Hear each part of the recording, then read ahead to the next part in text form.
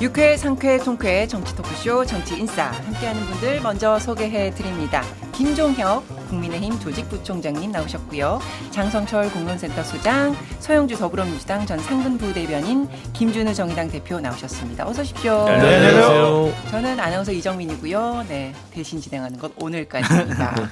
대타 막방 방송인 만큼 꽉꽉 채워서 진행을 해보려고 하니까 많은 협조 부탁드립니다. 꽉꽉 채우겠습니다. 네. 계속 나무란 얘기를 안 해요. 정성철 소장님 보통 이럴 때 계속 해주세요 이렇게 얘기하시는데. 지금 타이밍 듣고 놓치셨어. 있잖아 지금. 이선영 앵커 지금 째려. 네, 맞습니다. 이선영 잘 앵커 살아야지. 다음 주에 이제 돌아오니까요. 네. 자, 오늘은 이 이야기부터 시작해 보겠습니다. 대통령의 장모 최은순 씨 가석방 적격 결정이 나왔는데요. 지금 최 씨는 은행 잔고 위조 혐의로 징역 1년 확정돼서 복역하고 있고, 그래서 형기를 2달 남기고 다음 주에 출소할 예정이 됐습니다. 홍준표 대구시장이 조국 부인 정경심 씨도 79% 수용하고 가석방 됐다. 그래서 지금 대통령 장모 가석방은 정상적인 절차다. 지금 82% 수용했지 않냐 이렇게 말하던데 네 분의 평가를 여쭤보겠습니다. 어떻게 평가하세요? 저부터요? 네. 어려운 것부터 시켰어요. 근데 뭐 진짜 말 그대로 네. 그 2달 정도 앞서서 출소를 한 거고, 정경심 씨 같은 경우는 그 11개월 전에 출소를 했잖아요. 형기가 4년이었죠. 거기. 네, 그때 4년이었는데 그 한 11개월 남기고 출소를 했으니까 그게 뭐 그 최은순 씨가 나이가 이제 거의 80대에 가까우고 있지 않습니까? 그럼 이런저런 거 고려를 해보면 뭐 다른 수용자들에 비해서 이렇게 특별히 그 특혜를 줬다라고 얘기할 수는 없는 거 아닌가라는 생각이 들어요. 그래서 뭐 누차 얘기하지만 뭐 대통령이든 그 가족이든 해서 특혜를 보면 안 된다라는 건 뭐 계속 주장해 왔잖아요. 네. 그렇지만 동시에 또 너 거기에 대통령이나 그 가족이라고 해서 특별한 불이익을 당하는 것도 뭐 옳지는 않다라고 생각이 들어서 예. 저는 뭐 그럴 수 있다라고 생각을 합니다. 소장님은 법무부의 판결은 적절하다 이렇게 보십니까? 대통령께서 뭐 어버이날 선물로 드리신 것이 아니냐 그런 생각이 좀 들고요. 저는 정치적으로 이게 좋을까라는 좀 생각이 들어요. 그냥 뭐 김종혁 총장님께서는 그냥 뭐 정상적인 절차 아니야, 뭐가 문제야 막 이렇게 얘기하시는데 국민들 눈에 비치는 게 어떨까라는 정무적인 정치적인 판단이 조금 아쉬워 보인다라고 말씀을 드리고요. 만약에 조국 법무부 장관 시절 부인이 아니면 가족이 이런 가석방이 됐어요. 그러면 국민의힘 쪽에서 아유 그래 뭐 정상적인 절차지, 그래 알았어 이렇게 하겠냐고요. 그러니까 저는 권력자들에게는 보다 더 엄격한 잣대를 들이대어야 한다. 그것이 바로 국민의 눈높이다라고 말씀드리고 싶습니다. 네. 그러니까 현행 법상으로는 네. 형기를 3분의 1 이상 채우고 나면 그렇죠. 가석방은 가능한 부분인데 어쨌든 이 부분은 이제 정치적인 해석이 들어가야 되지 않냐 이렇게 보는 것 같아요. 그렇죠. 사위가 대통령이라서 그럴 거예요. 그러니까 뭐 특별한 분들에 있어서 평가를 하겠습니까? 그러니까 이제 최은순 장모가 이제 사위가 윤석열 대통령이니까 자꾸 주목을 대고, 이분이 이 형을 살게 된 이유도 장고 위조 증명인데 이 자체도 형이 좀 낮았다라는 평이 있어요. 그런 의미에서 더 반성하고 가석방 대상에서 어떻게 뭐 나온다 하더라도 뭐 일부 보도에서는 장모가 거부했다고 하는데 그것도 믿을 건 뭐 안 되는데, 저는 일단은 뭐 이 아까 김종혁 부총장께서 얘기하듯이 누구에게나 똑같아야 되는 거 아니냐 법이라는 게. 근데 왜 특히 윤석열 대통령 주변의 가족들은 권리를 누릴 때는 똑같아야 되고 책임을 져야 할 때는 달라야 되는지, 저는 그런 부분에서 국민들이 의아할 것 같고요. 대한민국 사위들 상대적 박탈감을 느꼈을 것이다. 어버이날 사위들이 장모한테 그 카네이션이랑 선물 한 2, 30만 해줄 때 이 가석방이랑 큰 선물 해준 걸 보면 부끄럽더라 그런 생각이 듭니다. 네. 대표님은요? 그러니까 이제 물론 보통 80% 넘으면 이제 거기에 대해서 뭐 특혜라고 얘기하기 쉽진 않죠. 하지만 뭐 여러분께서 앞에서 말씀 주셨지만 국민들 눈높이에서 봤을 때는 선거 끝나고 이제 한동안 선거 없으니까 눈치 안 보고 또 한 해라고 생각하실 개연성이 크기 때문에, 보도에는 최은순 씨 본인은 지난달에도 그렇고 나는 원하지 않는다 이렇게 얘기했다는 거잖아요. 근데 법무부에서 심사위원회에서 이제 그렇게 올렸다는 거고, 하지만 그럼 최종적인 재가권은 대통령께서 결정하시는 겁니다. 그러면 꺾었어야죠. 근데 이제 그럴지를 이제 않았다라고 하는 점이 저는 좀 뭐 정부적으로 크게 부담 안 가지는 건 어차피 당장 선거가 있는 건 아니니까. 그래서 그 전부터 2번 올라왔다가 이제 이번에 3번째에서 이제 80%를 이제 넘기기도 하고 하니까 이제 그냥 통과한 것 같아요. 그래서 과연 뭐 뒤에도 얘기했지만 선거 이후에 변화된 모습을 보여주려고 할 때 여전히 너무 저하거나 반성하지 않는 거 아니냐 이렇게 많이들 보실 것 같습니다. 알겠습니다. 자, 그럼 이야기는 여기서 마무리하고요. 광고 듣고 와서 정치 현안들 본격적으로 이야기해 보겠습니다.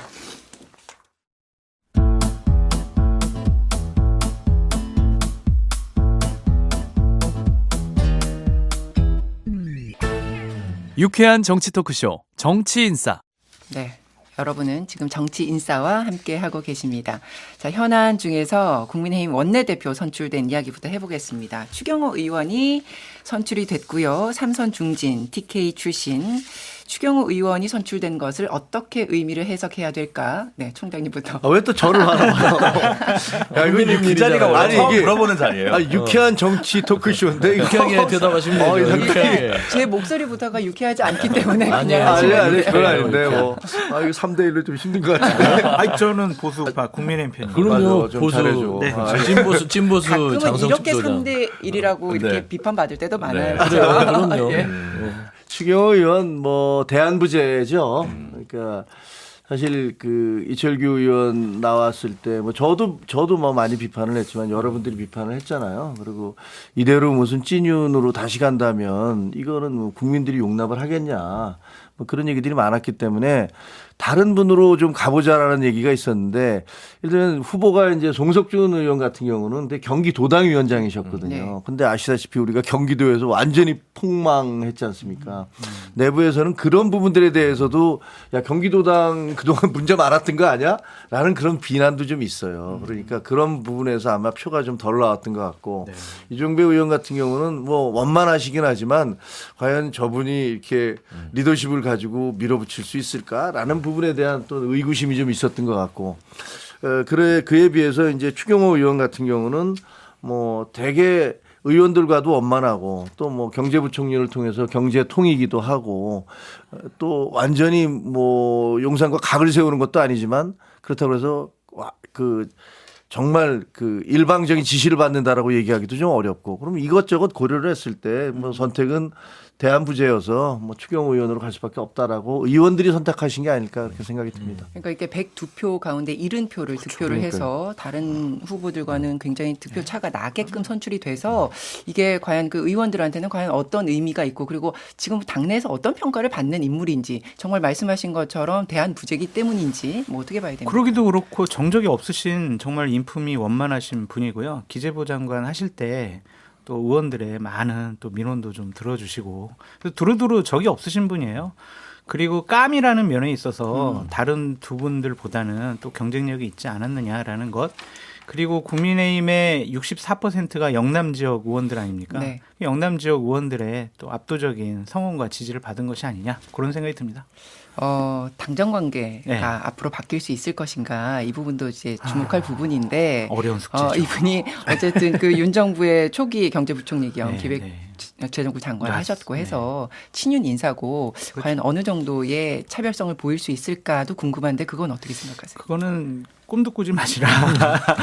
왜 그래요? 네, 아니 근데 좀 맞는 얘기죠, 뭐. 추경호 원내대표님께서 원래 그렇게 누구랑 이렇게 각 세우고 계신 분이 아니세요? 예. 그런 분이 아니에요. 그렇기 때문에 이분이 대통령과 원만하게 잘 그냥 여러 얘기 나누시면서 해결할 것으로 보여집니다. 그래야 되고 이렇게 그러니까 그냥 의원 개개인 구성원들은 대통령님 이건 잘못된 것 같아요. 우리 여권 이렇게 가면 안 돼요라고 얘기할 수 있지만 비대위원장이나 당대표나 원내대표가 대통령하고 각을 세우는 순간 이건 여권은 완전히 깨지고 망가지는 거예요.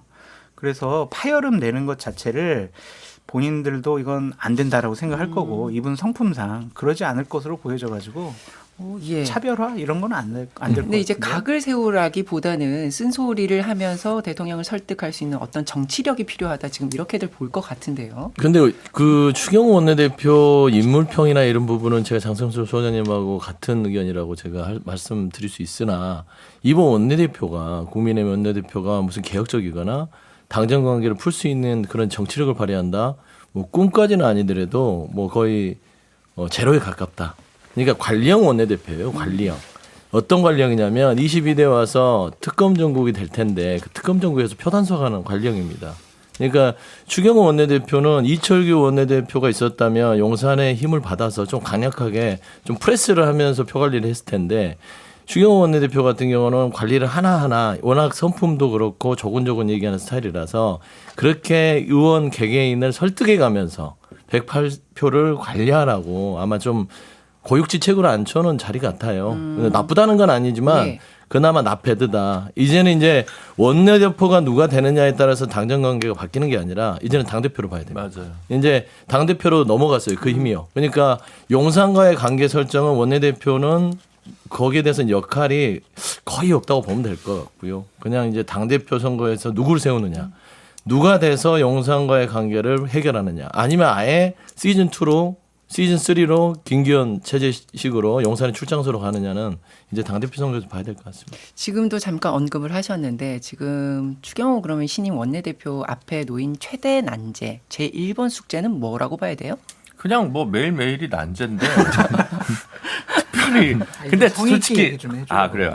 아니 근데 추경호 원내대표님이 뭐 이 자리가 독배다 뭐 이렇게 뭐 글쎄요 독이든 성배인지는 모르겠는데 그냥 저는 제가 정의당 비대위원장 할 때 이건 독이든 독배라고 전부 다 얘기하셨거든요. 그거에 비하면 굉장히 그 누리는 자리인데 어떻게 이렇게 과감한 표현을 쓰실 수 그렇지. 있는지. 김영희 대표님 독을 마셨지. 네, 이미 지금 퍼져 있는 상황인데 저는 좀 이해가 전혀 안 가고 별로 다를 게 없어요. 그러니까 그 어차피 108석 대쓰고 국민들께서도 개헌선을 안 주셨고 패스트트랙은 뭐 많이 있을 텐데 그것도 뭐 임기 중에 뭐 실제로 본회의 표결까지 가는데 그때 돼서 또 새 원내대표 뽑을 수도 있고 뭐 이런 상황이다 보니까 그렇죠. 특별히 그냥 저는 그냥 올 가을 이제 작년에 좀 제가 개인적으로 유감스러웠던 건 뭐 추경호 장관, 추경호 부총리 개인이 뭐 성정이나 뭐 이런 것들은 뭐 좋고 그 다음에 공무원분들한테도 평이 좋은 분인 거는 다 알려져 있지만 국민적으로 봤을 때는 어쨌든 기재부 총리였고 근데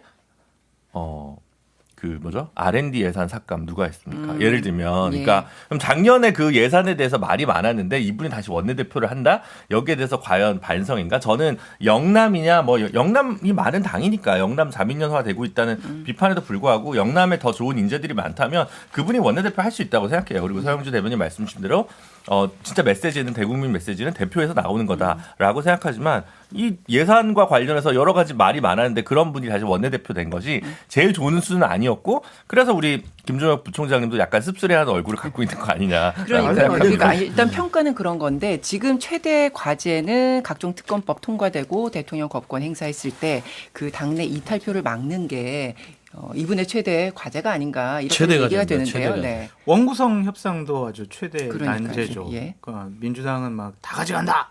운영위원장 다 가져간다는 게 없어요. 법사위하고 운영위만 달라고 그게 그랬지. 다 가져가는 거지. 뭘 두 개만 달라는데 어떻게 다 가져가요?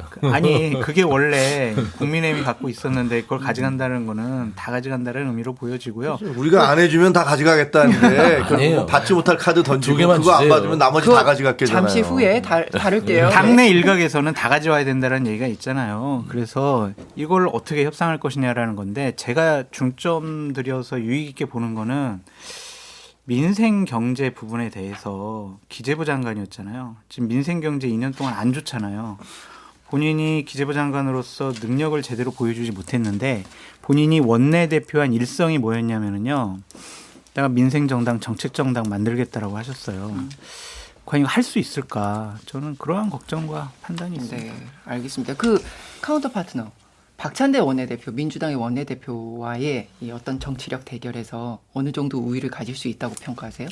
글쎄요. 근데 뭐 박찬대 대표는 제가 보기에는 뭐 선출되셨다기보다는 임명되신 거잖아요. 그리고 뭐 그 당에서 그 선출됐습니다. 선출. 어떻게 아니, 임명이지 그거는. 제가 보기엔 대표. 사실상은 임명이고. 아니 박수 쳐가지고 추대해놓고 뭐를 선출이에요. 투표했죠. 그러네. 그렇기 때문에 그 지금 이제 일성도 보면은 당장 뭐 25만 원 뭐 민생지원금. 예, 그대로 밀어붙이겠다. 그다음에 또 다른 상임위에 대해서도 법사위원 운영위는 우리가 무조건 가져가야겠다. 예. 아니면은 나머지 18개 우리가 다 가져가겠다. 이렇게 굉장히 강성으로 얘기하고 계시잖아요. 예.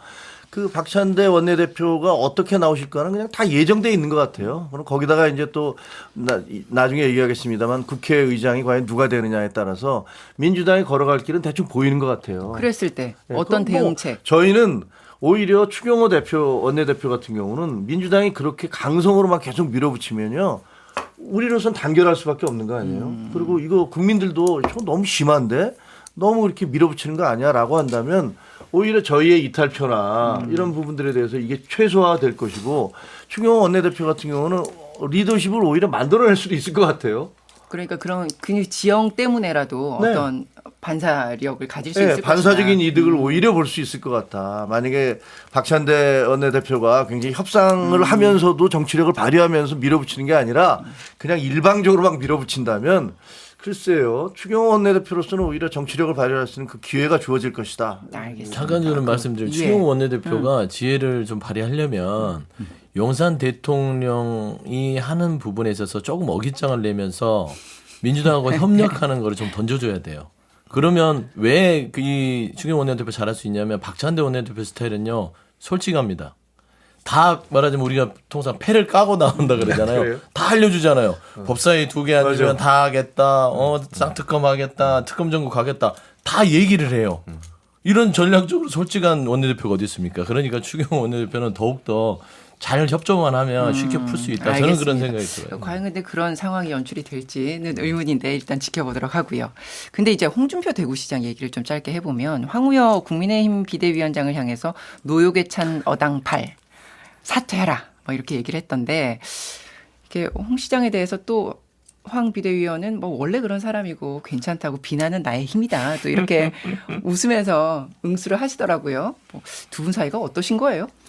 안 좋다라기보다는 그냥 홍준표 전 대표의 성정이 그냥 이렇게 정말 막 공격하시고 좀 뭐라고 혼내시는 그런 성정인 것 같고 그 나이대 분들하고 그렇게 뭐 사이가 그렇게 썩 좋은 것 같지는 않아요. 다른 당연히. 나이대는 사이가 좋으세요? 아니 그러니까 완전히 이제 어린 예. 어려가지고 이제 아유 홍준표 대표님 이러면 이제 사이가 좋은데 비슷한 경쟁 관계였거나 아니면은 어떤 권한을 갖고 있는 분들하고는 좀 사이가 안 좋은 것 같고 이것이 특별히 뭐 싫어서 그렇다라기보다는 홍준표 시장님은 지금 세상 삼나 만상에 대해서 모든 걸 다 언급하고 계세요. 아니 그러니까요. 그 네. 어젠가요? 그저께 윤 대통령은 부득이 모시겠지만 네. 한동훈은 용서하기 어렵다. 네. 갑툭 튀다. 막 이런 표현을 쓰면서 지금 한동훈 전 비대위원장에 대해서는 그 임기 내에서도 그랬고 끝나고도 그랬고 지금 최근에도 계속 이어지고 있는데 이건 왜 그런 거예요? 그러니까 2027년 대선 경쟁자가 될 가능성이 높기 때문에 사전 견제라고 보여지고요. 이분이 뭐 축구협회 협회장 그만둬라. 내가 판다 데리고 온다. 막 이렇게 삼남만상에 다 얘기하니까 그냥 저희들도 이거 보면서 좀 즐기는 것이 어떨까라는 생각이 듭니다. 모든 삼남한상에 불만이 있으신 것 같아요. 불만?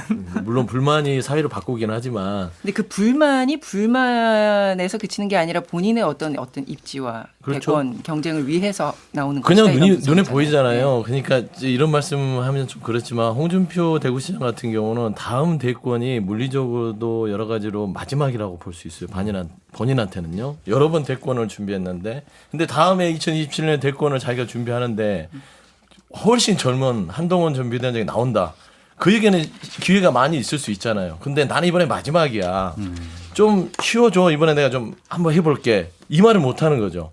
그러니까 막 누르는 건데 저는 이 홍준표 대구시장의 메시지 중에 윤석열 대통령은 부득이 모셨잖아요. 한동훈 용서하지 못하잖아요. 이게 부득이란 말이 뭔 말이냐면 마음에 안 드는데 어쩔 수 없이 대통령 돼서 내가 대통령 대우해 주는 거야 이 말이거든요. 저는 정확하게 양수겸장 들어갔다고 봅니다. 둘 다 까는 거예요. 근데 대통령이라서 각을 세우지는 않고 예. 어차피 대선에 나와야 되고 본인의 정치 입지를 넓히려면 대통령은 둬야 되는데 한동훈 전 비대위원장 같은 윤석열 대통령은 홍준표 대구시장한테 똑같은 사람이에요. 왜냐하면 문통의 지시를 받고 한동훈 장관만 수사를 해서 보수를 개멸시켰습니까? 그 위에는 윤석열 대통령이 다시 있었잖아요. 차마 거기 빼고 한동훈 전 비대위원장 막 이렇게 때리는 것은 결국에는 윤석열 대통령은 이번에 봐서 총선에서 끝났다. 더 이상 뭐 놔둬도 망할 것 같으니까 일단 살아서 돌아올 미래 권력인 한동훈을 철저하게 밟아놓자. 저는 그런 포석들이 깔려 있다고. 근데 홍준표 시장께서 이제 대선 출마를 위해서 마음이 급하고 그래서 난사를 하고 아무 얘기나 막 하고 그러다 뭐 조회수 하나 걸리면 기사에 나고 그렇게 존재감을 확보하는 방식으로 계속 버티는 게 본인 대권 플랜에 별로 안 좋은 것 같아요. 예를 들면 뭐 노역에 찬 어당팔이라 뭐 어수룩해 보이지만 당수가 8단이 좋은 얘기 아니에요? 어당팔? 노역에 찬 사람은 누구나 늙고 본인도 이제 70인데 뭐 이거 무슨 얘기하는 거예요? 예를 들면 이런 사람이 비대위원장이 돼야 된다고 얘기를 하든가, 그러니까. 본인의 그 사익과 정치인으로서의 제 개인적 야심과 뭐 공동체의 공익적 가치를 뭔가 일치시켜내는 면에서 갑자기 사람이 큰 정치인이 되는 건데 이건 그냥 사리사욕에 해가지고 거기도 안 돼. 뭐 이런 얘기만 하면 본인이 되겠냐. 오히려 대구시장으로서 지금쯤 이런 업적을 보여줘가지고 예전에 이재명 시장이 성남에서 뭔가 업적을 남겼던 것처럼 그런 걸 보여줘가지고 아 홍준표면 정말 믿을 수 있겠구나라고 하는 식으로 보수 유권자들의 마음을 사야지 계속 이런 식으로 큰 의미 없이 아 그냥 홍준표 시장이 한동훈 비대위원장 견제하는구나. 아무런 감흥이 없잖아요. 저는 그런 부분에서 작전을 바꾸셔야 된다라고 생각합니다. 그 홍준표 시장 SNS 이야기로 우리가 시작은 했지만 역시 핵심은 한동훈 전 비대위원장의 전당대회 출마 여부 그 부분인데 황우여 비대위원장이 지금 6말 7초 전당대회 시기를 늦추겠다 이런 취지의 얘기를 해서 논란이지 않습니까? 그래서 이게 한동훈 전 비대위원장의 전대 출마 가능성을 열어두기 위함이다 이런 분석도 나오는데 어떤 의견이세요? 일단 아까 홍준표 시장과 황우려 그 원내 그 지금 비대위원장과의 예. 관계는 제가 이제 정치 시작한 지 얼마 안 되는데 보니까요. 정치판에 와 보니까 다 은원 관계가 있어요. 예를 들면 한 20년 정치하다 보면요. 서로가 서로의 뒤통수를 때리거나 등에 칼을 안 꽂은 사람이 거의 없어요. 언젠가는 한번 잘 지내다가도 서로에 대해서 서운해하고 그렇죠. 그러면서 그게 가슴속에 그 앙금져 있는데 대부분의 경우는 그거 다 그냥 덮어두죠. 근데 그러다가 어떤 시기가 되면 옛날에 그렇지 않아도 내가 너한테 상당히 기분이 나빴는데 이번에 또 그래? 그러면서 이제 확 이게 그 표출되게 되는데 네. 홍준표 시장님 같은 경우는 그 빈도가 다른 분들에 비해서 훨씬 많고 잦은 것 같아요. 근데 뭐 그게 담아두시는 게 많으신가 봐요. 어떻게 보면 이제 본인이 워낙 또 굉장히 강력한 캐릭터를 강렬한 캐릭터를 가지고 있기 때문에 다른 분들도 아마 홍 시장님에 대해서 그런 식으로 비판을 하려면 할 얘기 엄청 많을 거예요. 실제로 사석에 있으면은 홍준표가 말이야 옛날에 어땠는지 알아? 이러면서 막 얘기를 하세요. 근데 그거를 대놓고는 방송에서는 얘기 안 하지 않죠. 그러니까 한동훈 전 비대위원장은 지금 기류가 어떤 거예요? 한동훈 비대위원장은 이 당원들 같은 경우는 뭐 오늘도 그 오전에 걷기에 행사하고 왔는데 보면 많은 분들이 빨리 나왔으면 좋겠다. 그러니까 왜냐하면 우리 지금 구심점이 없다. 그리고 민주당과 혹은 이재명 대표에 대항할 수 있는 대항마가 도대체 누가 있느냐. 한동훈밖에 없지 않냐. 이런 주장들을 하시는 분들이 많으세요. 그건 뭐 사실이고. 그다음에 한동훈 위원장 본인이 어떻게 하실까에 대해서는 그거는 이제 본인 선택이지만 저는 뭐 아마 나올 가능성이 크다.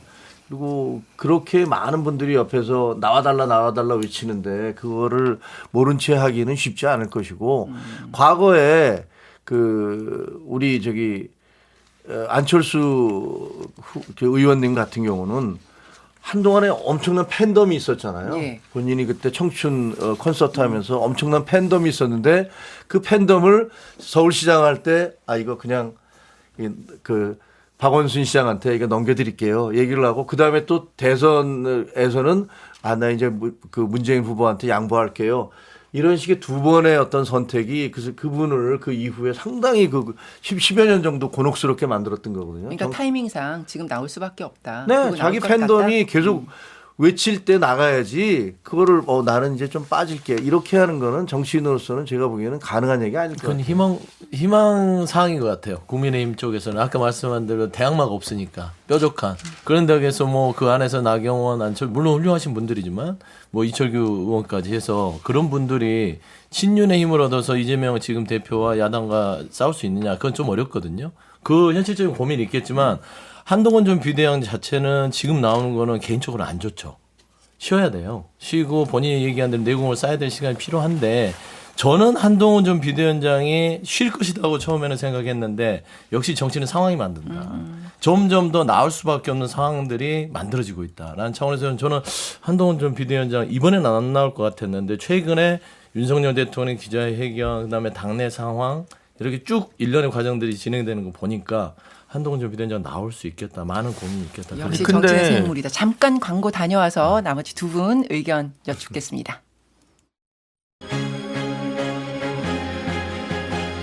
지금 여러분께서는 6회, 상회 통쾌한 정치 토크쇼 정치 인사를 듣고 계십니다.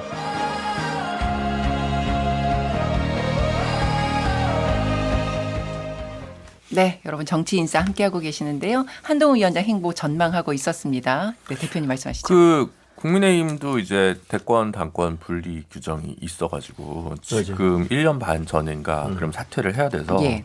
지금 대선 주자가 전당대회 출마를 하면 26년 지방선거 지휘도 못하고 물러나야 맞습니다. 되는 예. 상황인데 이 상황에서 이걸 위해서 규정을 완화해주면 한동훈 추대식이 되는 거고 이거를 손을 안 보면 한동훈 위원장이 내년 9월까지 정도까지 하는 건데요. 그때까지 뭘 하죠?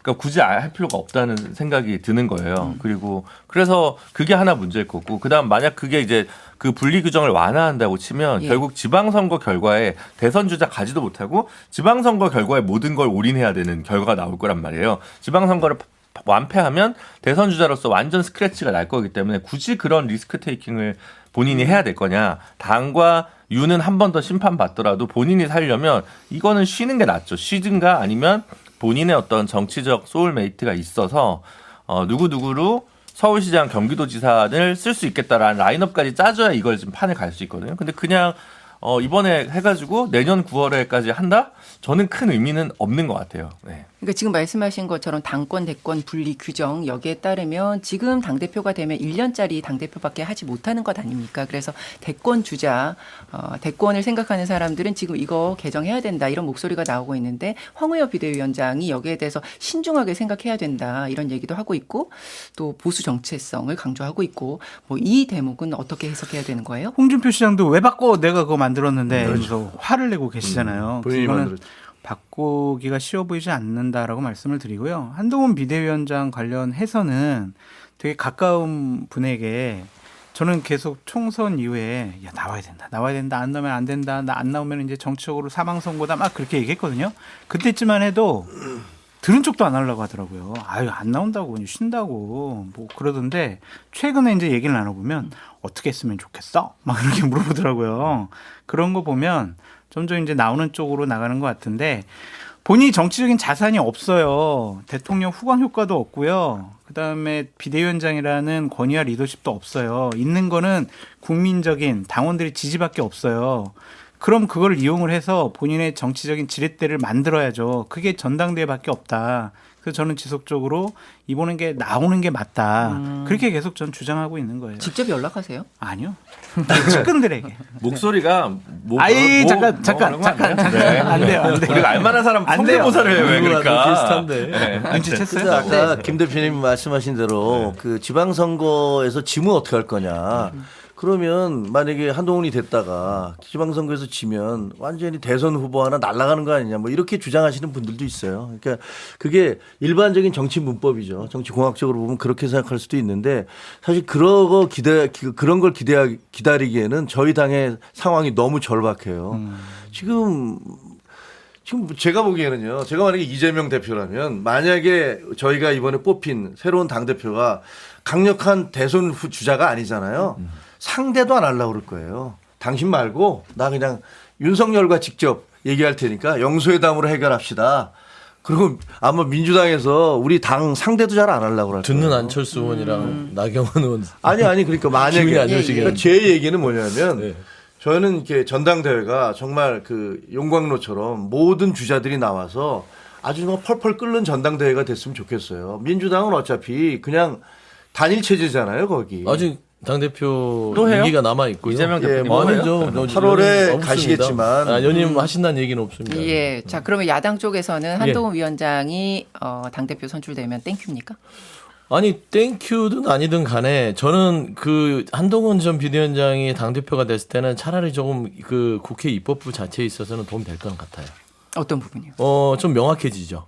그러니까 한동훈 전 비대위원장 대권 미래 권력의 후보로서 인정을 받고 있고 따지면 최근 여론조사 부분들도 그런 식으로 국민들이 인지를 하고 있어요. 보수 측이 한쪽, 그다음에 민주당 진보 쪽에는 우리 이재명 대표가 있기 때문에 그런 구도들이 조금 더 국회가 팽팽한 긴장감이 있을 수 있기 때문에 좋죠. 아까 김종혁 부총장님 얘기한 대로 그냥 아예 상대가 안 되는 사람이 있으면 이게 보는 느낌이 안 좋아요. 근데 제가 한동훈 전 비대위원장 부분이 왜 아까 장 소장님도 얘기해서 좀 기류가 바뀐 것 같다 얘기하잖아요. 이거는 왜 그러냐면 한동훈 전 비대위원장도 지금 두문분출하지만 다 보고 있을 거 아니에요. 최근에 윤석열 대통령 기자회견 봤을 겁니다. 예. 그다음에 1년에 윤석열 대통령의 국정기조 변화가 어떻게 되는지 볼 것이고 검찰이 지금 수사가 하는 부분들까지 다 펼쳐놓고 볼 거예요. 이게 본인이 나올까 말까는 가장 중요한 포인트입니다. 왜냐? 나오게 되면 무조건 윤석열 대통령이랑 각을 세울지 아니면 밑으로 들어갈지를 결정해야 돼요. 나오는 건 그건 차후의 문제입니다. 그러니까 각을 세울 수 있는 명분이 생겨난다면 튀어나옵니다. 여기 봐서 윤석열 대통령은 향후에 3년 동안 희망이 없겠는데 나밖에 없어. 그러면 각 세워도 국민들이나 당원들이 나에게 지지를 해주겠다 하면 나와서 본인이 정치를 할 수 있어요. 근데 윤석열 대통령이 좀 여지를 남긴다. 예를 들어 특검을 다 수용하고 조금 전향적으로 바뀌었다. 예. 그러면 한동훈 전 비대위원장이 당대표 해봤자요. 윤석열 대통령한테 각을 세울 수가 없잖아요. 그러면 나온다는 의미가 없거든요. 그래서 저는 지금 최근에 윤석열 대통령이 국정기조 변화를 안 하고 고집불통에 바뀌지 않는다는 이런 상황이 한동훈 전 비대위원장이 출격을 지금 촉진시키고 있다. 저는 그렇게 보고 있습니다. 대통령의 스탠스가 변수다. 가장 큰 변수라고 봅니다. 별로 안 바뀐 걸 보고 출격하면 안 되겠다라고 생각하지 않을까요? 아니요, 저는 보여지는데. 그러게 해야 나와서 본인이 그 미래 정치 권력으로서의 여러 가지 메시지를 내릴 수가 있어요. 대통령이 바뀌고 있는데 갑자기 당대표가 예를 들어 됐다. 대통령한테 막 각 세워. 왜 대통령 바뀌려는데 왜 각을 세우는 거야? 이러기 때문에 그럼 정책 자산이 안 생기는 거죠. 알겠습니다. 그 지난주에 이철규, 배현진 이 두 의원 간의 설전도 네. 정치권에서는 입길에 올랐는데 네. 배경을 좀 설명을 먼저 해드리면 이철규 의원이 SBS 라디오에 출연해서 자신의 원내대표 불출마를 공개적으로 촉구했던 당 인사 중에 개인적으로는 출마를 요청했었다. 뭐 이렇게도 밝혔잖아요. 그래서 진행자가 그럼 배현진 의원 말입니까? 그랬더니 구체적으로는 이름 얘기 안 하겠다. 그런 당선자가 있다. 뭐 이렇게 답을 했어요. 그랬더니 배현진 의원이 아니면 아니라고 정확하게 말씀을 하셔야지 애매모호하게 연기를 피우냐. 그러면서 과거에 통화했던 내역까지 공개를 하면서 설전이 오갔는데 결국에는 그래서 이철규 의원이 언급했던 정치 신인은 서울 송파갑의 박정훈 당선인이다. 이렇게 스스로 박정훈 당선인이 밝혔지 않습니까? 그래서 이거는 배경을 어떻게 봐야 되는 거예요? 지금 왜 같은 친윤이라고 불리는 지금 이 사이에서 왜 이렇게 불협화음이 나오는지 이건 어떻게 봐야 됩니까? 기본적으로 배현진 의원의 이것도 성품과 인성이 좀 캐릭터가 좀 원래 좀 강한 스타일이다라고 말씀을 드리고 또 하나는 여기는 친윤의 뭐 분화라고 얘기를 하시지만 결국에는 윤석열 대통령 레임덕이 아닌가라는 좀 생각이 들어요. 그러니까 총선 전에 이철규 의원에게 이런 얘기를 할 수 있는 국민의힘의 의원이 있었을까요? 그만큼 대통령의 힘도 빠졌고 친윤 세력의 힘도 빠졌다. 이제 만만하게 보인다. 당신은 이제 뒤로 물러나라. 이런 식으로 공개적으로 요구한 거다라고 말씀을 드리고요. 참 정치의 도가 땅에 떨어졌다. 어떻게 이렇게 개인적인 통화를 녹취록을 이렇게 공개를 해버리느냐.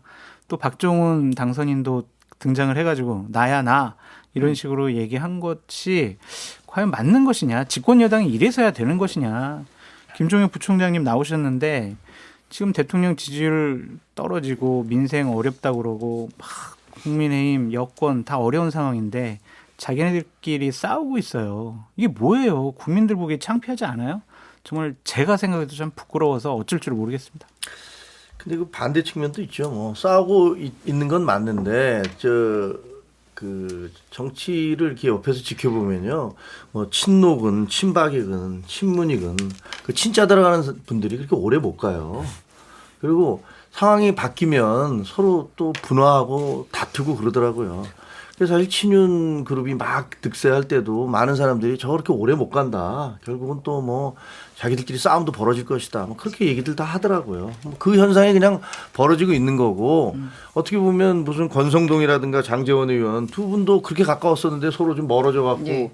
떨어졌었고 그다음에 장제원 의원도 결국은 여론의 비판을 받아서 불출마까지 선언을 했던 거고 그러면 이제 지금은 이제 이철규 의원도 본인이 뭐 그다음은 난가 보다라고 했지만 당내에서 안 된다라고 얘기를 하고 또 여론도 그렇게 가니까 이렇게 나가잖아요. 그러니까 저도 그 약간 친윤과 가까운 분한테 물어봤어요. 아니 배현진 의원하고 저 이철규 의원 도대체 왜 그래? 그랬더니 예. 나도 모르겠어. 저 사람들 왜 저래? 뭐 이렇게 얘기를 하더라고요. 예. 아마 우리가 모르는 뭔가 그 두 분 사이에 그 이전에 뭐가 있었겠죠. 공개되지 않은 뭐가 있었겠지. 그거는 뭐 이제 두 사람 사이의 개인적인 의원이겠지만 정치적으로 봤을 때는 장 소장님 말씀대로 레임덕이 온 거예요. 그렇죠. 근데 대통령의 큰 레임덕이 오면서 당내에서 친윤 행사 그만해라. 좀 물러나고 선거에 책임을 지고 좀 가만히 있지. 왜 자꾸 나서서 뭔가를 해보려고 하느냐라는 것인데 그 와중에 이제 이철규 의원이 앞뒤 다른 얘기들을 본인한테 지켜겠다는 오해에서 예. 생겨난 이런 다툼 같은데 그 부분은 좀 부끄러운 일이긴 해요. 예를 들어서 개인 간의 어떤 내용을 녹취를 한 것들을 공개하는 거 이런 것들은 부적절하고 배현진 의원한테 절대 좋은 건 아닌데 저는 이걸 보면서 원래 배현진 의원은 친윤이라고 저는 생각하지 않았거든요. 원래 친홍 아니에요? 친홍. 그래서 저는 배현진 의원 뒤에 갑자기 홍준표 대구시장의 그림자가 왜 보이는지 모르겠고 저는 이 원래 배현진 의원 자체가 이제 다시 제자리로 돌아왔다. 뭐 꼭 이렇게 뭐 사랑은 움직이듯이 권력이 움직인다 이렇게 말하고 싶지는 않지만 예. 이제는 이제 친윤은 물러나고 새로운 어떤 권력 형성의 어떤 시발점이 되지 않았냐 그렇게 봅니다. 이른바 지난주를 뜨겁게 했던 것은 비선 논란입니다. 그 이야기를 좀 해보죠. 함성득 경기대 정치대학원장과 더불어민주당 공관위원장을 맡았던 이명백 교수가 한국일보와 인터뷰를 한 내용이 공개가 되면서 파장이 크게 일었는데 결국 요약하면 이렇습니다. 그러니까 비공식 라인이 움직여서 영수회담의 의제를 사전 조율하는데 앞장섰다. 뭐 이런 내용이지 않습니까? 그래서 윤 대통령도 대통령실도 그리고 민주당에서도 강하게 부인을 하고 있는데 뭐가 진실입니까? 제가 그 한국일보 인터뷰를 썼던 기자와 좀 얘기를 해봤어요. 예. 상황이 어땠냐, 어떤 상황으로 이르게 된 것이고 저는 가장 궁금한 건 의도였어요.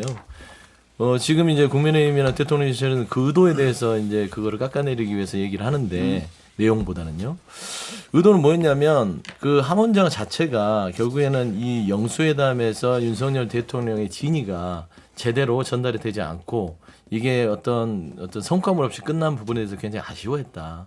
어떤 그런 그 아쉬움들이 깔려 있는 인터뷰였다. 그래서 그거를 국민들한테 윤석열 대통령이 변했어요. 이런 부분들도 다 생각하고 있었고 야당에게 협조하고 협치할 마음들이 있었는데 이 자체가 제대로 전달되지 않았습니다라는 것들을 조금 더 도와주려고 했던 부분인데 이게 내용 자체가 결과적으로는 그게 아니었죠. 예를 들면은 윤석열 대통령이 거의 야당과 뭐 협치가 아닌 딜.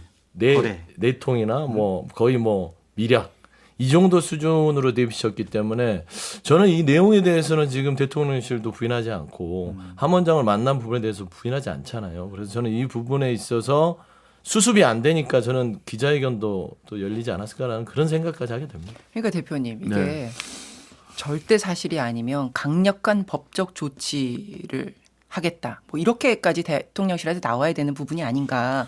그래서 상당 부분 그냥 시인하는 것으로 봐야 되나 이렇게도 보이는데요. 그 저는 사실일 것 같아요. 그리고 사실이 아니더라도 대통령실에서 뭐 언론인이나 학자들에 대해서 뭐 허위사실 공표로 자꾸 소송하는 것도 별로 바람직하지가 않습니다. 그래서 그런 거든 거고 이게 비선이 막 작동해가지고 인사를 전행한다든가 정무적으로 뭔가를 이렇게 뭐 좌우지하면 이건 좀 부적절한 건데 제가 볼 때 이거는 그냥 적절한 수준의 사자 같아요. 이명백 위원장님은 공관위원장 하셨고 사실 이제 함성득 교수님이 뭐 하여튼 부적절한 일로 이제 그 유죄가 돼가지고 그 학교를 옮긴 분인데 원래는 이제 고대 행정학과 교수였고 이명백 교수님이랑 같은 단과대에 있었기 때문에 원래 이제 젊은 시절부터 이게 친분이 있었을 겁니다. 원래 함성득 교수님이 그 대통령학을 주로 이제 수업을 개설하고 이런 분이었고 그래서 이제 어느 정도 예전부터 아는 사이니까 뭐 필요하면 다른 선에서 하면 이야기가 잘 안 되니까 이 정도의 선이 괜찮지 않을까 그러면 뭐 이 정도의 비선은 저는 뭐 국민들께서 분노하거나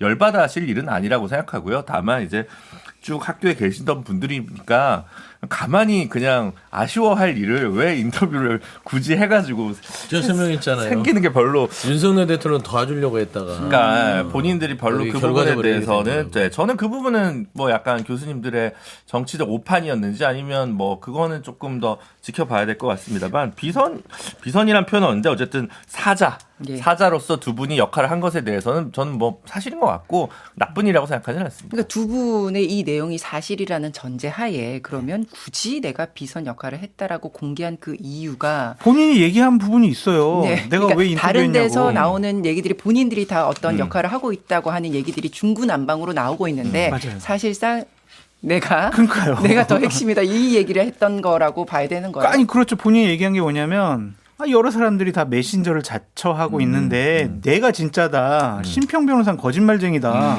그런 식으로 인터뷰를 했어요. 그렇기 때문에 본인들이 직접 이 영수회담과 관련해서는 조율한 핵심 당사자다라는 것을 나타내고 싶어 한 것이다라고 보여지는데 며칠 전에 이제 한 언론사 유튜브에 재밌는 얘기가 공개됐는데 정진석 비서실장이 함성득 교수에게 전화를 했대요. 아니 교수님 왜 이런 얘기를 하고 왜 이런 인터뷰했냐고 그랬더니 함성득 교수가 정진석 실장한테 당신이 뭔데? 오. 당신이 지난 대선 과정 중에 나한테 윤석열 당시 후보를 소개시켜달라고 했는데 나한테 지금 따져? 당신 대통령이나 잘 모셔? 이런 식으로 두 분 사이에 얘기가 됐다고 하더라고요. 나는 직통 라인이다. 이렇게 그렇죠. 해석을 해야 되는 네. 거잖아요. 근데 사실상 그렇다 하더라도 이건 함성득 교수님의 오판이라고 생각합니다. 아니 뭐 과도하게 맞죠. 본인의 정치적 뭔가 심평 교수님을 대체하고 싶은 그런 욕망이 있지 않으나 아니, 그러게. 이런 건 얘기를 안 해야 돼요. 근데 그런 욕망이 있다 하더라도 저는 이제 그 의도가 함성득 원장께서 도와주려고 했다라는 거는 순수한 이 말하자면 해석이고? 전언이고 네. 해석인 것 같고 제가 봐서는 함성득 원장께서는 이 윤석열 정부에 대한 것들을 이제 마무리하고 싶은 생각이 좀 있는 것 같아요. 그게 무슨 에이, 말씀이세요? 아니 저는 뭘 그런 또. 의도가 있지 않았을까. 왜요, 왜? 왜 그러냐면 그런 내용들이 함성득 원장 같은 경우는 정치를 오래 연구했던 분이잖아요. 내 발언이 어떤 파장을 갖고 오실 건지는 누구보다도 잘 알 거예요. 그러니까 마무리라는 게 정확하게 어떤 아니 의미예요? 뭐냐면 이제는 미래 권력으로 넘기자. 그러니까 거국내가 무슨 말이냐면 아니 그게 아니라 저는 그 머릿속에 한동훈 전 비대위원장을 생각했다고 난 생각이 듭니다. 부대변인. 아니 왜 봐봐요. 너무 나가. 잘 보세요. 이 윤석열 대통령이 이재명 대표에게 했던 발언들은요 너무너무 이거는 위험한 발언이에요. 저기 보수 적극 이 강성 지지층들이 봤을 때는 뒤집어질 일이잖아요. 이걸 몰라서 했을까요? 저는 이 부분은 뭐냐면 윤석열 대통령은 보수의 자격이 없다라는 것을 본인 알고 있던 거죠. 그리고 저는 이 부분을 통해서 이렇게 이제 다음으로 넘기자라는 생각이 아니고서는 저는 인터뷰를 이렇게까지 너무 정나하게 할 수가 없다. 알겠습니다. 이정민 네. 앵커님하고 PD님께 건의드리고 싶은데 우리 정치인싸 외전으로 이정민 앵커님이 사회 보시고 함성득, 심평 이 두 분 모시다가 다시 모셔서 진짜 진상을 한번 좀, 밝힌다 네, 진상 오늘. 나오실 거예요. 진행해 보고 싶네요. 그러면 총장님, 예, 그래서 지금 아까 언급됐던 그 부분이잖아요. 대통령 인사 등 여권 재편 과정에 이재명 대표의 경쟁자가 될 수 있는 인물을 배제하겠다는 제안이 있었다. 이제 이게 보도 내용인데 이게 개연성이 있다고 봐야 됩니까? 저는 사실 너무 창피해서 그냥 끼어들지도 않았는데요. 이게 말도 안 되는 얘기잖아요. 도대체 세상에 어떤 비선이 그 중재한 지 며칠 만에 나왔고 내가 비선이었어라고 공개하는 거는 사실 여태까지 기자 생활 저도 한 34년 했었지만 한 번도 본 적이 없어요. 그리고 그 임혁백 교수님이나 그 함성득 교수 두 분 다 이렇게 무책임하고 이렇게 함부로 얘기할 수가 있나? 무슨 관종도 아니고 말이죠. 이게 뭐 하는 짓인가? 자기가 스스로 가갖고 기자들한테 그런 얘기를 해? 저는 여태까지 정치 역사상 이런 일은 한 번도 없던 것 같아요. 그러니까 저는 그냥 두 분이 사고 세게 쳤다라고 생각을 해요. 그리고 그게 뭐 무슨 말 자체는 그렇게 생각할 수 있죠. 내가 대통령이 이런 정도까지 야당을 생각하고 있고 우리가 협조 안 한다고 그러는데 이런 정도까지 나는 협치를 하려고 생각을 하고 있다라는 것들을 생각을 해서 그런 걸 흘렸을 수는 있겠어요. 근데 그렇게 그런 걸 흘린다는 게 정말 바보들이 하는 짓 아닙니까? 그게 그 파장이 어떻게 올지를 모르겠어요. 그럼 당장 저희 당원들 만나면요. 정말 너무너무 격한 제가 방송에 소개할 수 없을 정도의 격한 반응들이 많이 나와요. 그러니까 당원 게시판에서 대통령 탈당하라는 요구까지 나왔다. 굉장히 들끓었다 이런 보도가 있었는데 진짜 지금 당원들의 마음 상태가 굉장히 나쁜 그럼요. 거예요. 어떤 아주 대목이 안 가장 좋습니다. 화가 나시는 거예요? 아니 그럼 도대체 우리 편 맞아? 우리 대통령 맞아? 저분 도대체 목표하는 게 뭐야? 뭐 그리고 다음에 대통령 이재명 대통령 만들어 주려고 지금 작업 시작하시는 거야? 뭐 온갖 이게 저는 전혀 사실이 아니라고 보지만 예. 그냥 당원들 입장에서 보면은 그렇게 막 분통을 터뜨리고 화를 낼 만한 그런 내용들로 돼 있잖아요. 인터뷰 내용이.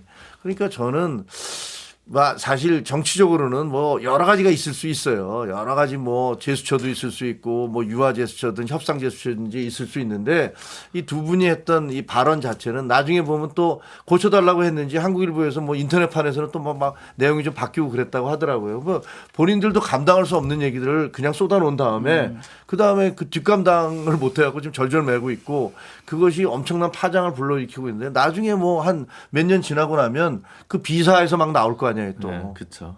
예? 그래서 뭐 무슨 대화가 있었는지 또 나올 것이고. 그러니까 이거를 가장 냉소적으로 얘기하면 본인들이 원로 놀이를 하려다가 실패한 거예요.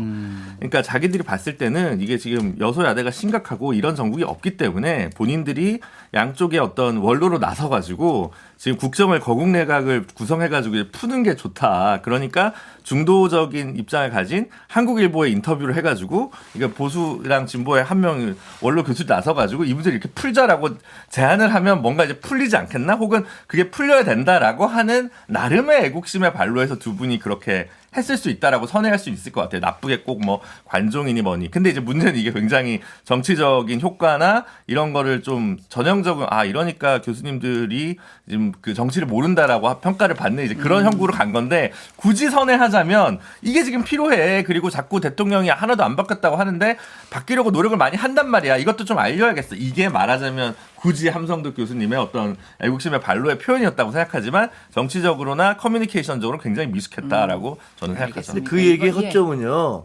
만약에 본인들이 함성득 교수님이나 혹은 임혁백 교수님이 본인들이 주장하는 건 그렇게 할 수가 있어요. 근데 거기다 왜 대통령과 이재명 대표를 끼워 넣어서 그분들의 권위나 그분들의 그런 것들을 끄집어내서 지금 자기들의 만약에 저 대표님 말씀대로 하자면 자기들이 원하는 바, 그게 거국 내각이 됐든 뭐가 됐든 그것을 두 분의 힘을 빌어서 지금 얘기하고 있는 거 아닙니까? 그건 말이 안 되는 거죠. 그러니까 저는 오판한 원로놀이라고 생각하는데. 그러니까 이거는 그러니까 이 사실이라는 전자에 저는 이제 팩트로 보는데 그분들이 뭐 그 나이 드시고 그 인생을 가져와서 여기서 뭐 가상의 얘기를 할 리는 없잖아요. 전 사실에 가깝다고 보는데 중요한 거는 제가 왜 아까 무슨 과도하게 해석한다 했잖아요. 뭐 윤석열 대통령에서 미래 권력 한다고 하는데 보면 이재명 대표는 아주 나이스하게 거절을 합니다. 본인은 그런 거 야합하지 않겠다. 그리고 윤석열 대통령이 매달리는 그런 형식의 인터뷰 내용이거든요. 당원들이 그래서 더 화를 내는 거예요. 그러니까요. 알겠습니다. 이게 또 이번에 비선 논란이 처음이 아니었기 때문에 논란이 더 있었고 파장이 컸는데 이 주제는 좀 하고요. 검수완박 시즌2 이 이야기 해보겠습니다. 검찰의 수사권과 기소권을 분리하는 이 이야기가 다시 나오고 있는데 더불어민주당과 조국혁신당 22대 국회에서 이를 공조하기 위해서 함께 나서고 6개월 내에 마무리하겠다 이런 의견까지 나왔습니다. 김준호 대표님 찬성하십니까? 네, 뭐 이건 이제 구체적인 법안을 봐야 될 문제이지만 원론적으로는 저는 이제 기소수사 분리가 맞다고 생각을 하는데 이제 가끔 가다가 디테일에서 지난번에도 검수완박 이제 엄밀히 얘기하면 시즌2 막판에 있었을 때 문재인 정부 마지막에 했을 때 정의당 같은 경우에 첫 번째 법안이랑 두 번째 법안에서 기권했었거든요. 그 제3자 이익 신청권 때문에. 그러니까 그 디테일에 있을 때에 뭔가 그것만 좀 이제 기본적으로는 뭐 진보정당은 민주노동당 시절부터 기소수사 분리가 원칙입니다. 그럼 기존에 나왔던 것과 뭐가 달라지는 건지 어떻게 하겠다는 건지 좀 구체적으로 설명해 주시죠. 지금 현재 기소 수사 분리 완전히 돼 있지 않잖아요. 네, 그렇죠. 부패 등에서 2개 정도를 검찰한테 줬더니 한동훈 전 법무부 장관께서 시행령을 통해서 싹 다시 가지고 회수를 했어요. 사실상 수사권을 다 누리고 있는 거하고 마찬가지입니다. 그렇기 때문에 실질상 그쪽에서는 검수완박이라는 검찰개혁이 미완이다. 특히나 조국 대표 같은 경우는 이분이 법무부 장관을 하려고 했던 게 검찰개혁이었어요. 그 부분들이 이제 뒤늦게 본인이 당인해서 국회 22대 입성했기 때문에 이거 마무리 지어야겠다고 주장하는 것은 그냥 당연한 수순이고요. 그다음에 민주당 자체도 수사 기소를 철저히 분리해서 검찰은 그냥 기소권만 갖고 기소 권한만 해야지 나머지는 수사는 경찰이나 외청에서 하는 걸로 이렇게 하겠다. 이게 검찰 개혁의 문재인 정부부터 민주당이 주장해왔던 최종판입니다. 그래서 최종판을 마무리 짓는 의미에서 검수완박투 검찰 개혁 마무리 이렇게 얘기하는 게 맞을 것 같습니다. 소장님은 검찰이 검수완박 자초한 것 시즌2. 같아요. 권력을 향한 권력자의 눈치를 보는 권력자의 가족들에 대한 수사나 조사가 제대로 이루어지지 않는 검찰 조직이 왜 필요할까라는 생각이 좀 듭니다. 그래서 이 부분은 검찰 스스로가 상당히 좀 반성해야 될 문제다라고 말씀드려요. 총장님도 의견 어떠세요? 그 나라마다 역사가 있고 뭐 필요한 어떤 제도라는 게 완벽한 게 없잖아요. 예를 들어 같은 대통령제지만 우리는 상하원이 없는 거고 그래서 그 나라마다 그 검찰 기소권이 미국 같은 경우는 뭐 그 수사와 기소가 분리돼 있다. 그렇지만 그게 꼭 우리가 따라가야 될 제도인지는 잘 모르겠어요. 무엇보다도 그걸 하려면 여야가 함께 이렇게 서로 진짜로 이게 국민의 인권이라든가 이런 것을 위한 것인지 아니면 지금 수사를 받은 분들 그 이재명 대표라든가 조국 대표라든가 이런 분들이 어떤 보복적인 그 검찰에 대한 어떤 한풀이를 위해서 하는 건지가 그 논란이 될 수 있는데 저는 후자에 가깝다고 봅니다. 네. 물론 말씀하신 대로 검찰이 그 뼈를 깎는 각성을 하겠다라는 그 검찰 기사가 사실 몇십 년 동안 계속 나왔어요. 그래서 깎을 뼈도 없다 검찰은 그런 얘기 많이 나왔어요. 그건 맞아요. 비판 받아다 네. 싸요. 하지만 그럼에도 불구하고 지금 그런 민주당에서 밀어붙이고 있는 것들이 그런 개인들의 어떤 이해관계와 상관없는 것이냐 그 부분은 저는 뭐 그렇지 않다고 보여집니다. 시간이 2분밖에 안 남았는데 이야기는 해보겠습니다. 다음 주에 국회의장 경선이 있지 않습니까? 지금 4명의 후보가 등록이 돼 있고 김성태 국민의힘 전 원내대표가 여의도 정가의 명심은 추미애 전 장관이라고 소문이 돌았다. 이렇게 방송에서 얘기를 했어요. 네. 그러니까 당심은 추미애, 명심은 정성호라는 말을 제가 했던 걸로 제가 기억나는데 이게 이제 최근에 다시 명심이 추미애로 넘어갔다라는 게 이제 최근 버전입니다. 그러니까 근데 이게 이제 선거라는 게 이렇게 물결처럼 엎치락뒤치락 하는 거거든요. 예. 판세가요. 그래서 저는 당심은 추미애, 명심은 정성호 기준에서 지금 현재 여러 가지로 이 적극 지지층 당원들에 대한 어떤 추미애의 그 후보에 대한 그 과도한 지지가 결국에는 명심을 흔들고 있다. 오. 네, 그렇게 분석을 하면 될 것 같고요. 그럼 가장 유력한 후보다. 지금 제가 봐서는 어제까지 뭐 오늘까지도 그럴 것 같은데요. 네. 아직 일주일 남았거든요. 일주일이 남았기 때문에 저는 어떻게 될지 모르겠어요. 이게 이상하게 국회의장 당내 경선 자체가 원내대표하고 비슷하게 돼버렸습니다. 많은 의원들이 이 사람도 찍어줄게 저 사람도 한 사람이 한 4표씩 갖고 있는 거예요. 그래서 다 찍어주지만 그래서 알 수가 없다? 알 수가 없다. 근데 흐름 자체는 당심 추미애 명심 정성호에서 살짝 변동은 최근까지 있었으나 또 20주 사이에 또 어떻게 변할지 모르기 때문에 일단 좀 지켜봐야 될 것 같습니다. 결선 투표가 있으니까 더 그렇죠. 알 수 없게 된 부분이 있는 것 같아요. 예, 원내대표 선거처럼 돼버렸어요. 알 수 맞아요. 없는 사안이. 알겠습니다. 이게 지난 총선에서 31명의 당선자를 배출한 더민주혁신회의 여기가 지금 캐스팅 보트다. 뭐 이런 얘기도 나오고 있던데 국민의힘에서는 누가 되면 좋겠어요? 그래도 4명의 후보 중에선. 아니 그 나라를 나라를 생각할 때하고 저희 당을 생각할 때가 달라요. 각각 버전으로 알려주세요. 네, 각각 버전은 뭐 나라를 생각하면 그나마 중도적이고 합리적인 분이 되면 좋겠다라는 생각을 하는 거고 예. 제가 뭐 그 부분을 이름을 거론하기는 어렵습니다. 근데 저희 당으로 생각해 보자면 그렇게 막 가려면 끝까지 막 가는 분을 뽑으셔서 그러면 아마 국민들이 가만히 있지 않으실 텐데 그동안에 윤석열 대통령이 되는데 크게 영향을 미쳐주신 분, 사실상 뭐 대통령 만드는데 1등 공신이라고 하시는 분이 이번에 뭐 그 국회의장으로 나오시겠다고 얘기를 하면서 그러면서 중립은 없다 이렇게 외치고 계시잖아요. 그럼 중립이 없으면 국회의장은 왜 탈당을 하는 걸까요? 그것도 참 이해가 잘 안 되고 그렇게 중립이 없다고 선언을 하고서 마구잡이로 몰아붙이시면 글쎄 알겠습니다. 국민들은 어떻게 얘기하실까? 그러니까 당으로서는 더 선명한 대치가 이루어지는 구도가 차라리 낫다. 아니 뭐 그건 저희를 위해서가 아니라 국민들의 심판을 국민들이 받기 아마 위해서? 분명히 거기에 대해서 이거 정말 문제가 있구나라고 얘기할 것이고 알겠습니다. 당내에서도 예를 들면 투표를 하면요 아마 이반표가 나올 수도 있어요. 아니라고 그러면 그거 보면서 야 이거 이 당내에서도 반발이 있구나 이런 얘기 나올 수도 있죠. 알겠습니다. 광고 들으시죠. 육개상쾌 통쾌 정치 토크쇼 정치 인싸 이제 마무리할 시간인데요. 지금까지 국민의힘 김종혁 조직부총장, 장성철 공론센터 소장, 더불어민주당 서영주 전 상근부 대변인, 김준우 정의당 대표 그리고 저는 아나운서 이정민이었습니다. 어제와 오늘 함께 해주신 김종혁 부총장님께 특별히 감사 인사드립니다. 감사합니다. 예, 그리고 다음 주면 드디어 안방마님 이선영 앵커가 돌아옵니다. 아쉽습니다. 됐고요.